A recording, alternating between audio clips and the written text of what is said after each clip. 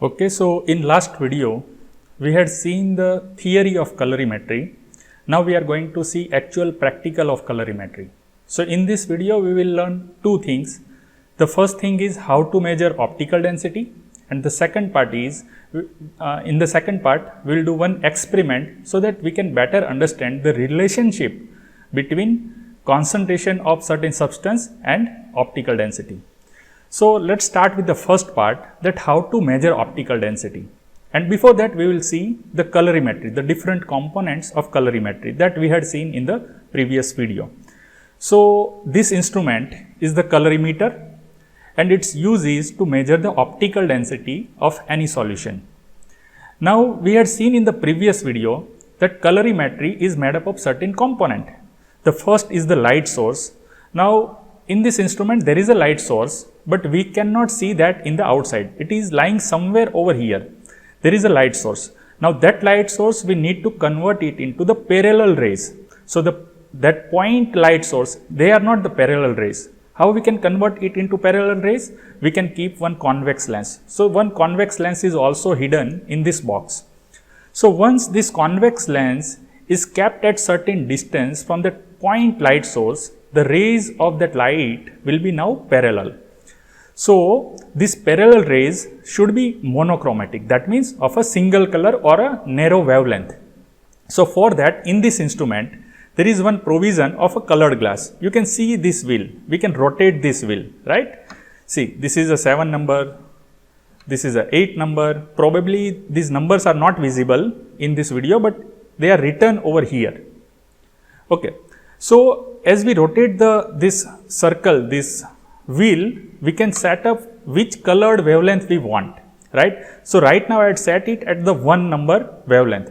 So what this 1 number wavelengths are? So here it is written that filter number 1 corresponds to 380 nanometer to 510 nanometer. So this is the range of its wavelength, and out of this wavelength 420 nanometer is its peak wavelength, that means a middle wavelength. So similarly for other filter number also, there are certain range of wavelengths are written and its peak wavelength is written. This is very classic instrument and very age-old instrument. Nowadays in the market, many more sophisticated instruments are there, but this is the most basic version of the colorimeter. So let's set this wavelength at let's say at the 6 number wavelength. So I have to rotate this wheel and set it at the 6 number wavelength. So right now I had kept it at the 6 number wavelength. So in this instrument, internally light source, then convex lens, and by this wheel we are setting up the colored glass, that is a filter. At the 6 number wavelength, suppose there is a blue or green color glass is there. That means the white light which is coming in the parallel rays, it will be now only allow the green color or blue color, whatever colored glass is there, that light only will pass. Now this is our desired light. Our desired light is monochromatic and parallel rays. So once we have got the desired light, at this place I can fit one specialized test tube over here. Okay. So now whatever solution which I fill it in this test tube, will pass through this parallel rays of monochromatic light will pass through the solution. Right now this specialized test tube is vacant, it is not filled up with any solution. So it will allow on almost 100% of the light to pass it. So once light passes through the solution, whichever is kept in this place, that transmitted light, now the transmitted light that should be measured. So now internally this instrument has photocell as well as voltmeter, and internally it also calculates the optical density. So whatever readings are there, it will be shown on this screen. This is an analog screen. Nowadays colorimeters are available which can show you the digital readings. But as I told you, this is the classic instrument. It has minimal functionality, but it still serves the purpose. And when we are understanding the colorimeter and the principles of colorimetry, these instruments helps us a lot. Once we understand the most basic instrument, then only we can able to understand its advanced version. Okay. So this is the instrument, right? Now suppose I want to measure optical density of certain solution. How can I do that? So you have two requirements for that. The first requirement is the solution itself. Of course, the solution for which you want to measure optical density, that is required. So, in our case, we are going to measure the optical density of this 100 mg% copper sulfate solution, right. So, that is the first requirement. The second requirement is at which wavelength we want to measure optical density of this solution. Remember, at different wavelength, the optical density of the solution will be different. So, now we have to decide. Now, what are the bases of this decision that at which wavelength I should measure optical density? So, whenever, suppose I give you one example, if you have blue color solution, just like this copper sulfate solution, if you have such a blue color solution, and it's obvious that if you pass blue light through this solution, the absorbance will be minimal. We don't want such minimal optical density. We want certain light which is best absorbed by this solution. So, generally the opposite color light will be better able to absorb by this colored solution, right. So, every solution has peculiarity. At peculiar wavelength, its absorbance is the highest. So, that is our desired wavelength. In case of this copper sulfate solution, this blue color copper sulfate solution, our desired wavelength is 540 to 610 nanometer wavelength, right. So, as we can see, 540 to 610 nanometer wavelength corresponds to 6 number filter. So, first we need to set up a filter at the 6 number. So, it is already set at 6 number. If it is not set at 6 number position, then you can rotate this wheel and set your desired wavelength. In the exam, your lab instructor will tell you that at which wavelength you need to measure the optical density of the solution. So, right now it is a 6 number wavelength. Now, how to measure the optical density? To measure optical density, first I need this specialized test tube. Now, this test tube is broken, but why I am calling it as a specialized test tube? I had also told you in the previous video that this test tube must be a scratch resistance. It does not have any microscopic air bubbles in its wall. So, this should be manufactured by the high pressure instrument, okay. So, that whatever air is there, which is it will get squeezed out of this glass. Then it should have a flat bottom, so that whenever light passes, generally light passes through the lower part. So, if you have rounded bottom, then this width of test tube may vary. So, for that we need a flat bottom test tube, okay. So, this specialized test tube, we generally call it as a cuvette. Now, how to measure the optical density of certain solution? So, for example, if I want to measure optical density of this 100 mg% copper sulfate solution, first I have to pour it in this test tube. So, the volume is not fixed, but you have to ensure that the lower half centimeter to 1 centimeter part must be filled up with the solution, right. So, that the light can pass through this solution and we can measure optical density. So, let us put it in this instrument. So, now I kept it in this instrument, I have to close it, and as you can see, this analog dial, its cursor or its pointer is moved to this direction from right to the left, and right now it is corresponding to 0.95. So, its optical density is 0.95. So, it is very easy procedure to measure optical density of any solution. Just you require that solution and at which wavelength you need to measure. Once you get the two answers and this solution, you will easily able to measure optical density. Okay. So, now we will move to the second part of video, that is one experiment. In this experiment, we will able to see the relationship between optical density and the concentration of substance. So, in this part also we are going to use this 100 mg% of copper sulfate solution, and for this part I am going to prepare a serial dilutions of this copper sulfate solution, right. So, for that I have taken 6 test tubes. These are the 6 test tubes. I had labeled it with the test tube number 0, test tube number 1, test tube number 2, test tube number 3, test tube number 4 and test tube number 5. So, what I am going to do is, the test tube which is labeled with a 0, I will add 0 ml of copper sulfate solution in this. So, I am not adding copper sulfate solution in this 0 number test tube. In the test tube which is labeled with 1, In the test tube which is labeled with 1, I will add 1 ml of copper sulphate solution, and for that I am going to use this 1000 microliter micropipette. This 1000 microliter is 1 ml.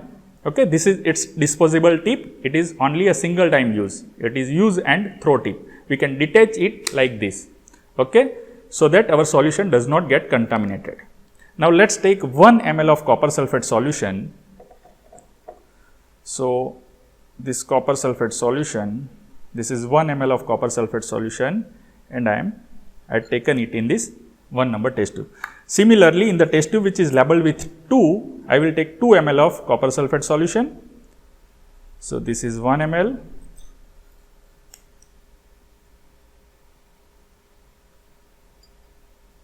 This is 2 ml.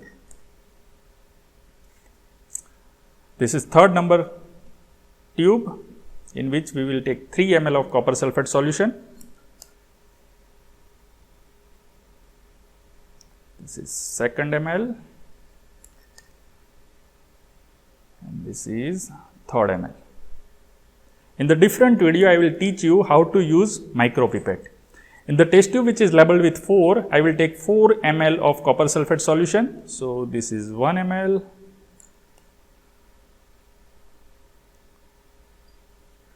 Two,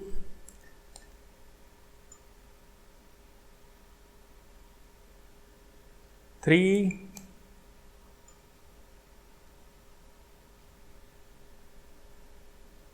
4. So 4 ml copper sulphate solution is taken, and in this 5th number test tube, I will take 5 ml of copper sulphate solution.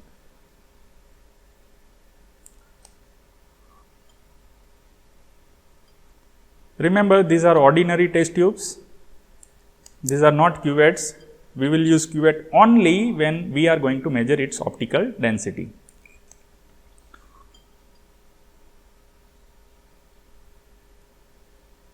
So this is 4th, this is 5. So we had taken 5 ml of solution. So what we had done over here, in the 0 ml copper sulphate, in the test tube 1 ml, 2 ml, 3 ml, 4 ml, and 5 ml. Now the reverse procedure we are going to with distilled water. So in the test tube which is labeled with 0, where no copper sulphate is there, I will add 5 ml of distilled water, so that it will become total 5 ml. In the test tube labeled with 1, I will add 4 ml of distilled water, so the final volume will be 5 ml. In the 2, I will add 3 ml distilled water. In the 3, I will add 2 ml distilled water. In the 4th, I will add 1 ml distilled water, and in the 5th, I will add 0 ml distilled water. That means I will not add distilled water. So what will happen at the end? All the 6 test tube will contain equal amount of, that is equal volume of our solution. And as copper sulphate concentration, copper sulphate level or volume is increasing, the concentration of copper sulphate is also increasing. So let's do that. So for that, we will take a new tip. So I am taking a new tip over here, and I will add distilled water. Distilled water is kept in this beaker.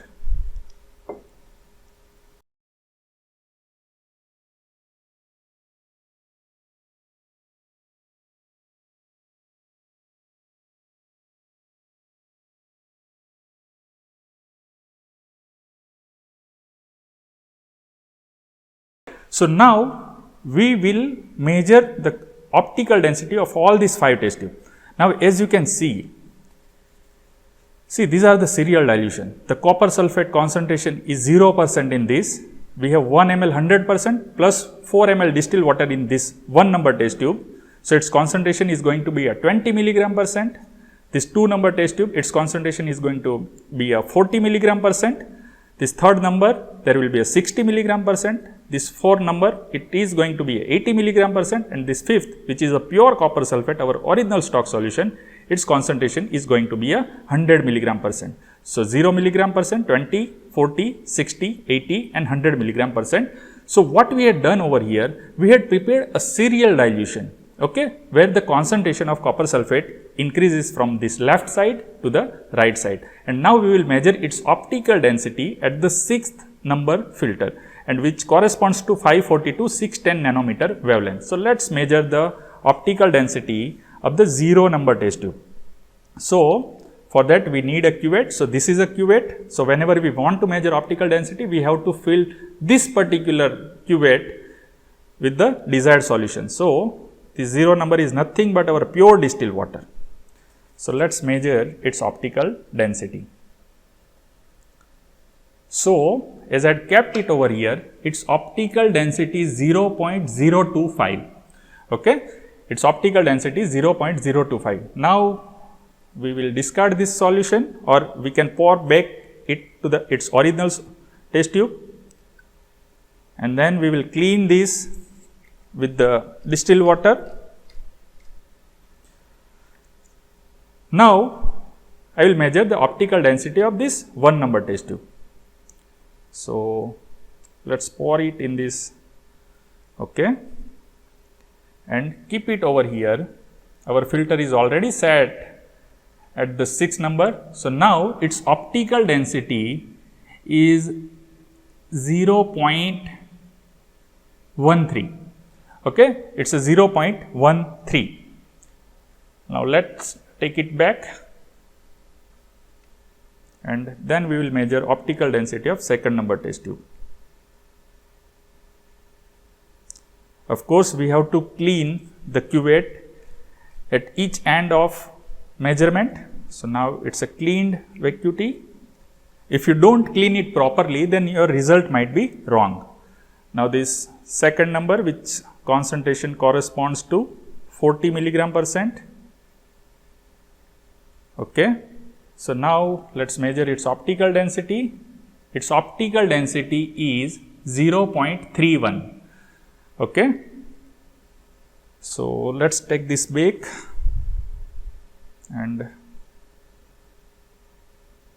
okay. Now, let us once again clean this, clean the vacuity. Now, the 3rd number,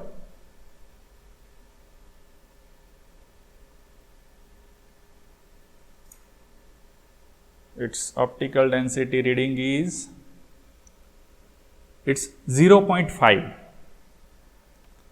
Now, let us measure 4th number optical density.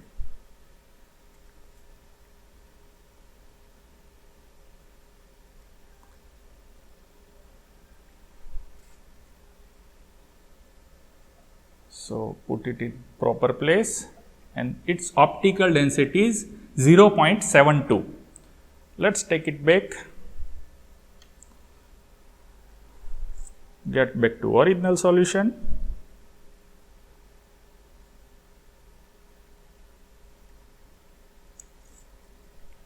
Clean the cuvette and measure optical density of this 5th number solution, which is, we had actually already measured it in the first part of the video, but let us, for the completeness of this experiment, measure once again.